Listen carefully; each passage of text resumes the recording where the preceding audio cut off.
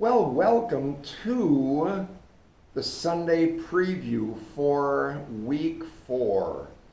This week we're on Moses. Moses, a fascinating story of Moses, major Old Testament figure, leader in the Old Testament, but what we'll hear on Sunday is that there were minor characters in the story of Moses becoming a major character. There are minor players in there without whom Moses wouldn't have been a major character. So watch for that in the story. It's not so much mentioned in our reading, but or you'll probably miss it. But I want to talk about the minor players that were instrumental in Moses becoming a major player. Sometimes we consider ourselves, I think, minor characters in God's plan, God's purpose, God's whatever redemptive act in history. And I'm wanting to highlight the minor players on Sunday morning. So with Moses, now remember with Joseph, all of the people of Israel were down in Egypt and they lived in harmony on good farmland, on some of the best, and Goshen, some of the best fertile land on the Nile River that the Pharaoh had given them, because he and Joseph got along so well that when Joseph moved his whole family down to Egypt, the Pharaoh said, "Great, why don't you guys have the best farmland around?" I mean, it was an amazing thing. And the people of Ishmael, the Arabs, and the people of Israel, the Jewish folks, lived in harmony for 400 years. The book of Exodus, this is always just so significant. Book of Exodus begins 400 years after they had lived in harmony for all of that time getting together. And what I say in the sermon on Sunday is that there's a pivotal verse, Exodus chapter 1, verse 8, which is one of the most pivotal verses in at least the Old Testament. And in the story book, it's the second paragraph that says, "Then a new king, to whom Joseph meant nothing, came to power in Egypt." All of a sudden they looked around and all these foreigners there, all of these immigrants, and we didn't like that at all, so he put them in hard labor. That was 400 years after Joseph and his family moved down. When they lived in harmony for 400 years, the people of Israel and the people of Ishmael, the Arabs, they lived in harmony for 400 years. Then there arose a new king over Egypt, a new Pharaoh, who did not know Joseph, and he just all of a sudden saw all these riffraff people. Now, make sure that you listen to the song after this, because it's Louis Armstrong is singing, "Let my people go." You probably haven't heard that for many years, so make sure you listen to that. It'll kind of rekindle hearing that as a kid. Chapter 4 of the story is when there's a major change. 400 years have passed since Joseph's family moved down there, and now they were suffering to be slaves under the current Pharaoh, to whom Joseph meant nothing, who did not know Joseph. Moses was born during the time of the rule of the Pharaoh, who required that all Hebrew babies be killed, but Moses was spared when Pharaoh's daughter rescued him from the Nile and then raised him. Moses, a Hebrew, was raised in the household of Pharaoh by the Pharaoh's daughter, who claimed him as her own. She named him Moses, which means I drew him out of the water. Moses grew up in the palace of the king, but he was still sympathetic to the plight of his people. He killed an Egyptian taskmaster and was forced to flee into the Midian wilderness, and he became himself a refugee. He married his father-in-law's daughter, of course, and he tended their flocks for 40 years. When he's about 80 years old, he sees a burning bush that I'll talk a little bit about in the sermon, where it's the first use of the word holy. Moses, take off your shoes because the ground on which you are standing is holy ground. And as you see in the story book, if you look at the little footnote at the bottom there, holy means set apart. Holy means set apart for the work of God. It doesn't mean, like a holy is a saint, like we're most of us not. It means set apart. When something is holy and set apart, that means that it is set apart for the work of God. The wrought iron cross before me, that you could use that same metal to use to build a gate, a cow gate. But the reason it's holy is because the wrought iron there has been set apart to witness to the love of God for everyone who comes in these front doors. So Moses returns to Egypt with the promise of God that God is going to work through him to deliver the people of Israel along with his brother Aaron. Moses demands, along with Aaron, he goes to Pharaoh again and again, let my people go.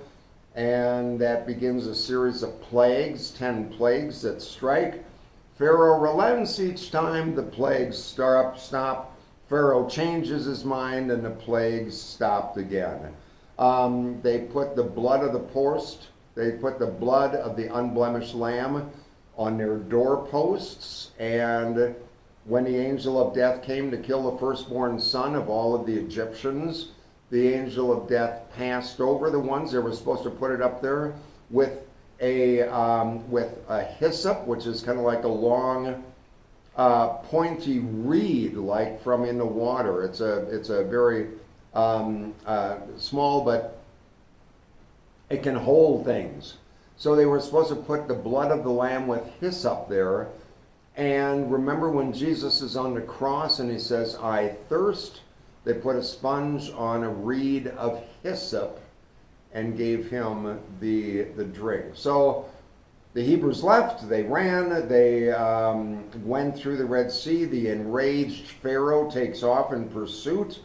The waves come crashing down on the people of Egypt, the Pharaoh's army, and the army and the chariots and the horses and all of that were destroyed.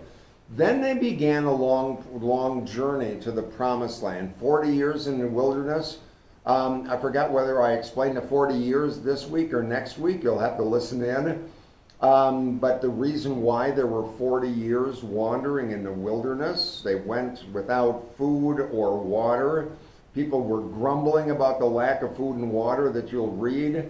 But God was faithful by providing manna and quail and water to sustain them. That's why we say, give us this day our daily bread, because the manna that they had in the wilderness, if they tried to stock it up for extra couple days or for the weekend barbecue, it spoiled. So the manna that God provided was something that they needed every single day, and God provided it. So in the story of Moses, the story of God's people and the deliverance of God's people had just started. And in the deliverance of the people from Egypt, we see a hint of the things to come, where Jesus would come as God's Passover lamb to secure deliverance for all people. As they put the blood of the lamb on a doorpost and the angel of death passed over, so Jesus becomes the Lamb of God, sacrificial Lamb of God. By his wounds, by his blood, we are saved when the angel of death passes over us and promises us new life. That's all kind of theological pastor talk, but it's the way that there's a connection between the Passover that the Jews celebrated every year, the Passover, and the New Testament Passover meal, where Jesus reconstitutes that meal and he said, this is my body, this is my blood, and by being connected with me, you will be saved, delivered through any harsh waters that you are facing. So as you read, remember there's discussion questions at the end of the book, significant about Moses' birth. How did God display his concern and love for the people after they were hearing your cries and groanings? Remember that with Moses, God called him to go and speak a mighty word to the Pharaoh. Moses objected, saying, I'm not up to the task. God finally sent Aaron to be with him. But God called him, and even though he protested, he went. God put a call on his heart.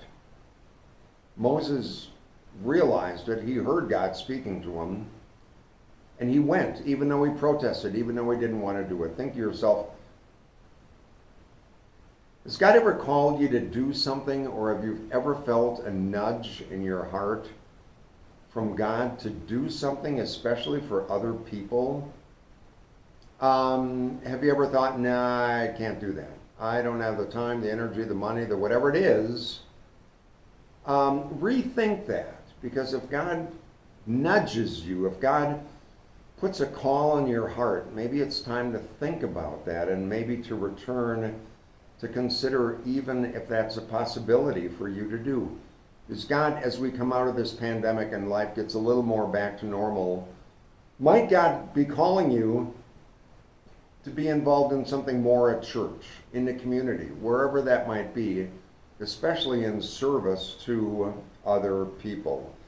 And you may have not seen a burning bush. I haven't. Apparently the bush in that wilderness, in the Midian wilderness, there are bushes that have such high sap content that on a really hot day they can just, not internally, but I don't know, spontaneously combust. Because the heat is down on there and it combusts. And in whatever happened with the burning bush with Moses, when God saw that, he realized that there was some presence of God there because the bush was not consumed, you'll read. And Moses went and God spoke to him. God said, the ground on which you're standing is holy ground. Think of that.